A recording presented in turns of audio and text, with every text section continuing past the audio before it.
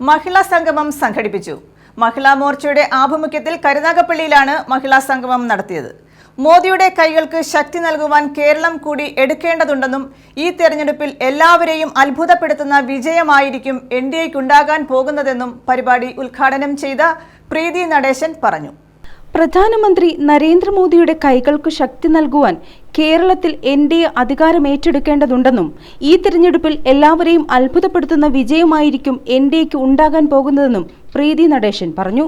കരുനാഗപ്പള്ളിയിൽ മഹിളാ മോർച്ചയുടെ ആഭിമുഖ്യത്തിൽ നടന്ന മഹിളാ സംഗമം ഉദ്ഘാടനം ചെയ്യുകയായിരുന്നു അവർ. മോദി സർക്കാർ നടപ്പിലാക്കുന്ന പദ്ധതികൾ പേരുമാറ്റി നടപ്പിലാക്കുകയാണ് സംസ്ഥാന സർക്കാർ ചെയ്യുന്നതെന്നും 70 കഴിഞ്ഞവർക്ക് 5 ലക്ഷം രൂപ ചികിത്സാ ധനസഹായം ലഭിക്കുന്ന പദ്ധതി മറ്റ് സംസ്ഥാനങ്ങൾ നടപ്പാക്കിയിട്ടും കേരളം നടപ്പാക്കിയില്ലെന്നും അവർ കൂട്ടിച്ചേർത്തു. സെൻസസ് എടുത്ത് നടക്കുകയാണ്, എത്ര പേര് ജയിക്കും, 5 ജയിക്കും, 10 ജയിക്കും, ഇതൊന്നുമല്ല. അവരെ എല്ലാവരെയും അത്ഭുതപ്പെടുത്തുന്ന രീതിയിൽ നിങ്ങൾ ഇരുന്നോണ്ടൊന്ന് മർമറി ചെറുതായിട്ടൊന്ന് പറഞ്ഞാൽ മതി. നിങ്ങൾക്ക് ഈ 14 ജില്ലയിലും ബന്ധുക്കളും ആൾക്കാരും ഉണ്ട്. നമ്മളൊന്ന് വിചാരിച്ചാൽ മതി, നമുക്ക് ഈ കേരളം ഇങ്ങനെ പിടിച്ചെടുക്കാം.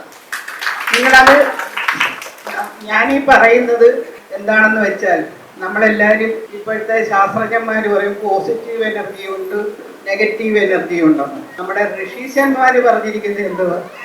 രാജസീയ സ്വഭാവമുണ്ട്, ഈശ്വരീയ സ്വഭാവമുണ്ട്.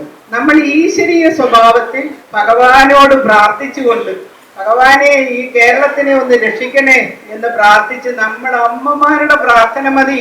നമ്മളെ രക്ഷിക്കും, രക്ഷിക്കും, രക്ഷിക്കും.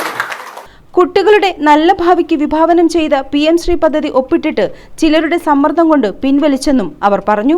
മഹിളാ മോർച്ച മണ്ഡലം പ്രസിഡന്റ് ധന്യ അനിൽ അധ്യക്ഷത വഹിച്ചു.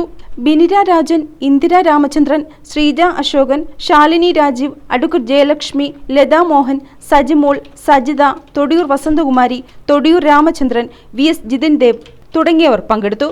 News bureau, Karunagappally.